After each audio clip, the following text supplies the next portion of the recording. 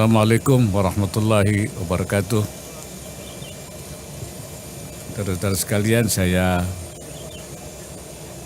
kemarin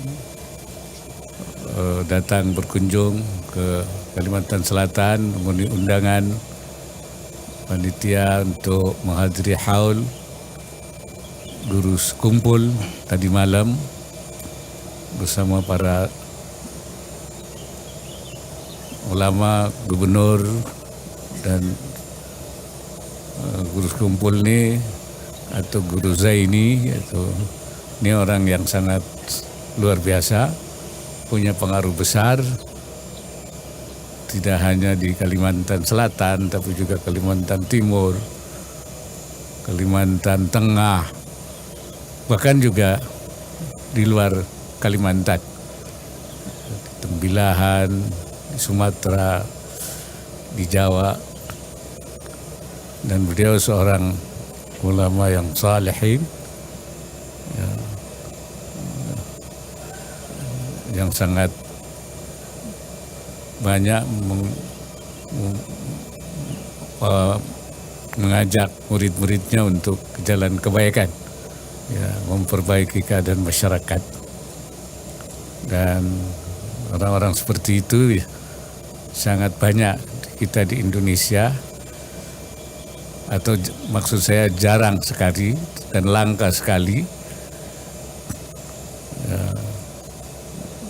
Mereka selalu berbuat untuk masyarakat, untuk bangsa, untuk negara tanpa pamrih, dengan penuh keikhlasan. Ini menjadi contoh dan suri teladan. Dan dalam perjalanan ke sini saya juga mampir di SD Samsudin Nur di sebelah sini. Saya bertemu dengan para murid-murid SD dan saya lihat punya semangat besar dengan kegembiraan, dan mereka adalah merupakan putra-putra bangsa dan masa depan bangsa.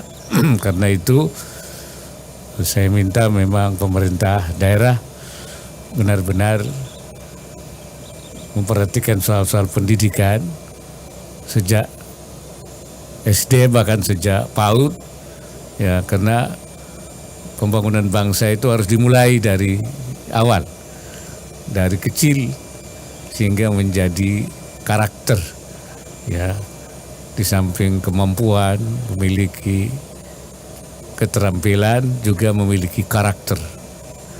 Dan kalau kita ingin punya sumber daya manusia yang baik, yang unggul, yang memang menjadi cita-cita bangsa ini, memang kita harus memulainya dari sejak dini.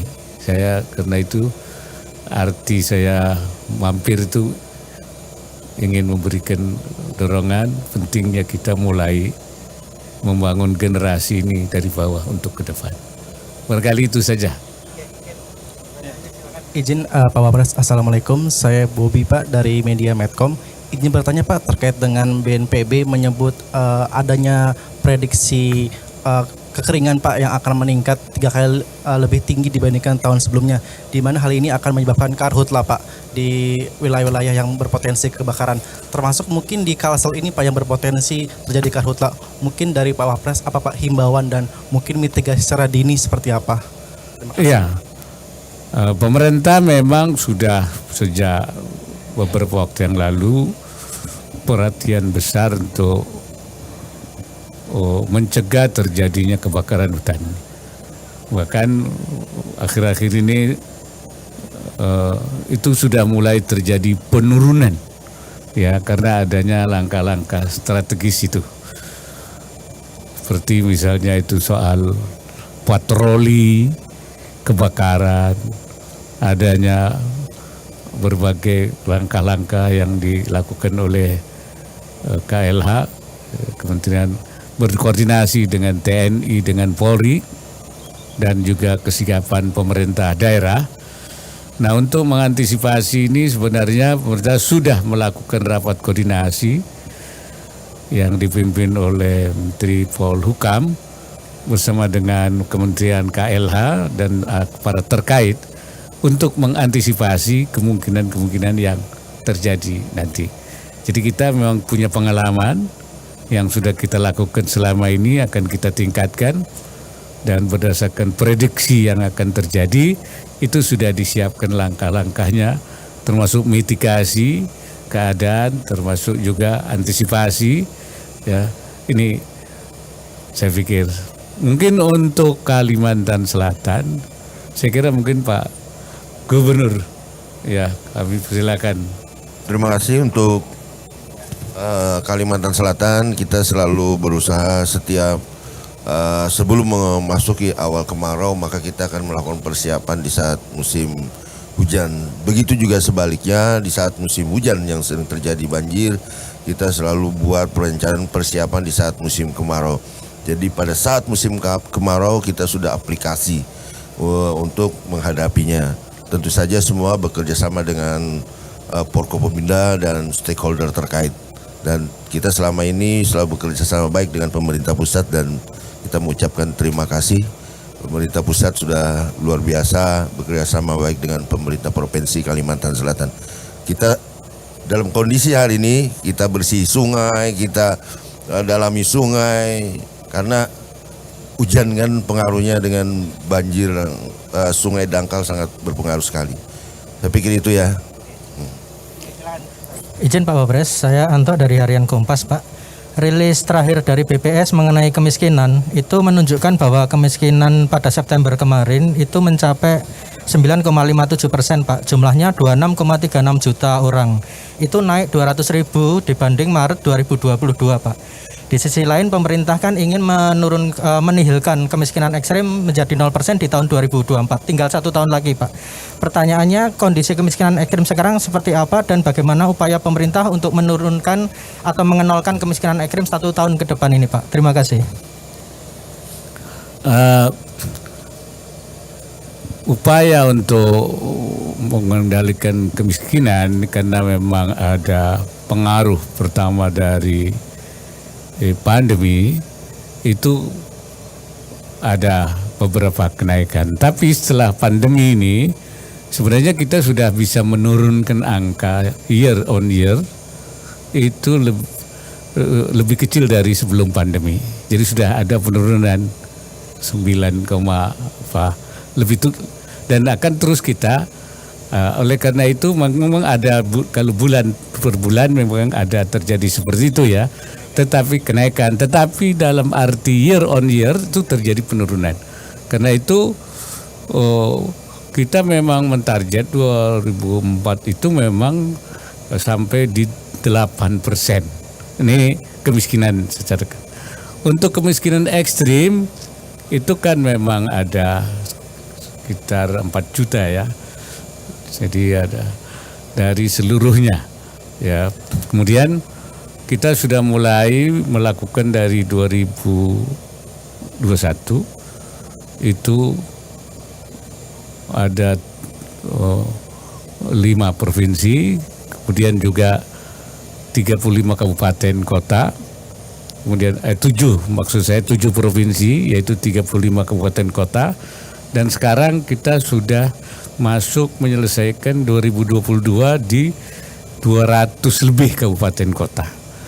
Nah, melalui upaya-upaya pemberdayaan masyarakat. Di samping kita menanggulangi kemiskinan melalui 2 skema, yaitu perlindungan sosial dan pemberdayaan masyarakat.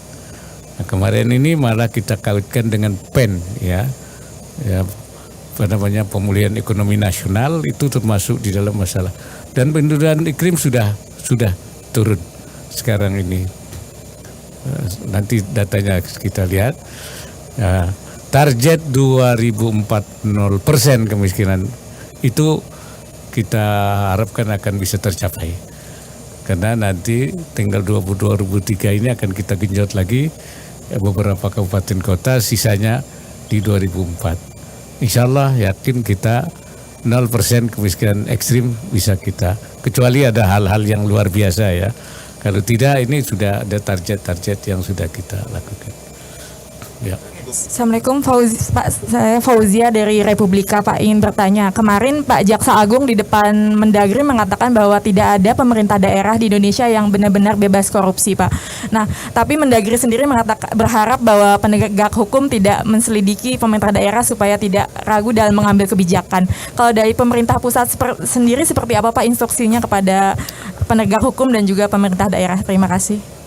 Ya, saya pikir kalau pemerintah sendiri melakukan upaya-upaya terus memperkecil tingkat korupsi itu, meminimalisir ya dengan berbagai upaya termasuk membangun wilayah bebas korupsi WBK, termasuk juga membangun zona anti korupsi, kemudian juga melakukan berbagai termasuk juga pelayanan yang kita sederhanakan, misalnya dengan mall pelayanan publik, supaya pelayanan itu dilakukan tidak terjadi ada rentang, ada berbagai, sehingga bisa diakses secara langsung melalui pelayanan publik cepat, murah, dan tidak terjadi pungli dan sebagainya.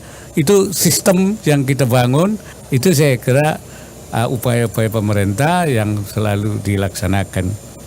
Nah, karena masalah penanganan korupsi itu juga ada lembaga yang sifatnya independen, nah maka lembaga itu juga menjalankan tugasnya sesuai dengan fungsinya. Ya, kita tahu bahwa seperti KPK itu menjalankan fungsi pendidikan, fungsi pencegahan, dan fungsi penindakan. 3 ini oleh KPK dijalankan secara simultan, dan itu bagian daripada upaya untuk menekan, ya, memperkecil adanya korupsi. Saya kira masalah-masalah yang sifatnya opini, itu pandangan, ya mungkin kita nanti itu akan kita lihat dalam perkembangannya seperti apa.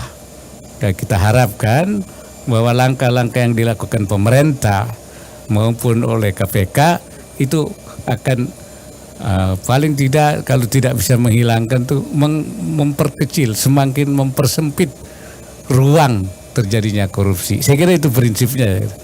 Terima kasih.